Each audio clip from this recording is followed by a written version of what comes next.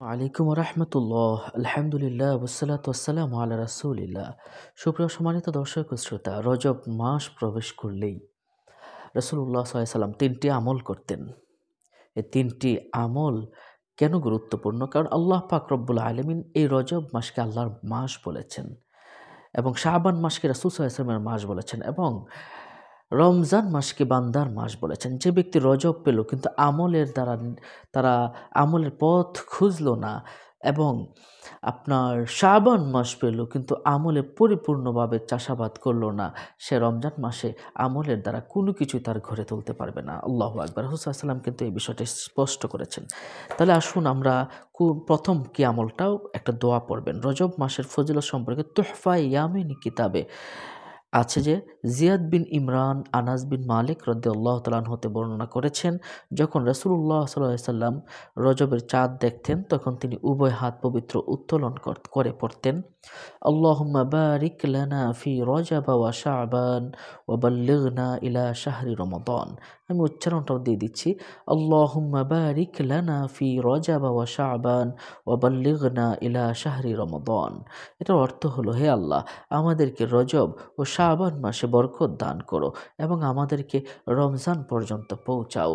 আল্লাহু আকবার কাবীরা ওয়া সাব্বিহুহু বুকরাতা ওয়া আসিলা। অর্থাৎ রমজান পর্যন্ত আমাদেরকে হায়াত বাড়িয়ে দাও।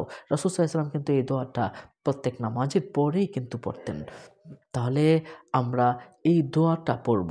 রজব মাস প্রবেশ করার সাথে সাথেই এই দোয়াটা আমরা পড়ব। ১ নাম্বার গেল। আসুন ২ নাম্বার আমলের কথা জেনে নেই।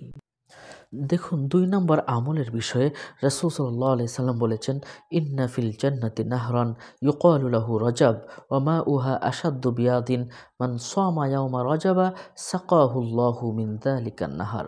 এটার অর্থ হলো, নিশ্চয়ই বেহেশতের মধ্যে একটি নদী আছে, একে রজব বলা হয়। এর পানি অত্যন্ত সাদা। যে ব্যক্তি রজবের মাসে রোজা রাখবে তাকে আল্লাহ তাআলা এ নদীর পানি পান করাবেন। সে পানি মধু হতে মিষ্টি ও বরফ হতে ঠান্ডা। আল্লাহু আকবার কাবীরা ওয়া সাব্বিহুহু বুকরাতা ওয়া আসিলা। তিনি এও বলেছেন, যে ব্যক্তি রজব মাসে রোজা রাখবে সে ব্যক্তিকে দুজকের আগুন জ্বালাবে না। আল্লাহু আকবার কাবীরা।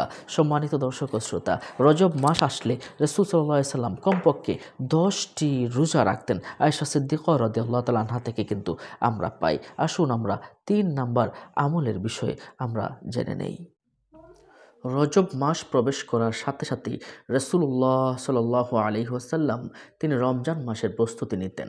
রাসূল সাল্লাল্লাহু আলাইহি সাল্লামের এই আমলগুলো দেখে আয়েশা সিদ্দিকা রাদিয়াল্লাহু তাআলা আনহা বলতেন যে আমি মনে করতাম যে বুঝি রমজান মাস চলে আসবে সামনে, তার রোজা রাখা দেখে, তার আমল দেখে।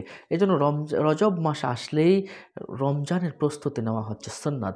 রাসূল সাল্লাল্লাহু আলাইহি ওয়াসাল্লাম এখান থেকে রমজানের প্রস্তুতি নিতেন। যেমন করে বিবাহ শাদী করতে গেলে আমরা বিভিন্ন রকম বাজারের প্রস্তুতি নেই, যেমনিভাবেই আমরা ঈদের জন্য কেনাকাটার জন্য, ঈদ পালনের জন্য আমরা কেনাকাটার প্রস্তুতি নেই, ঠিক তেমনিভাবেই নিষ্কলুষ, নিষ্কণ্টক এবং সুন্দরভাবে রমজান পালন করার জন্য আমাদেরকেও পূর্ব প্রস্তুতি নিয়ে রাখতে হয়। আর এটাই হচ্ছে সুন্নত। আর সেটা রজব মাস থেকে শুরু করবেন। এই ৩টি আমল যে ব্যক্তি করবে, নিশ্চয়ই আল্লাহ পাক রব্বুল আলামিন তার আমলকে অত্যন্ত সুন্দর করে দিবেন এবং গ্রহণ করবেন। অপর মুমিন মুসলমান ভাইকে জানাতে শেয়ার করে দিন। ভালো থাকুন। আসসালামু আলাইকুম রহমতুল্লাহি ওয়া বারাকাতুহু।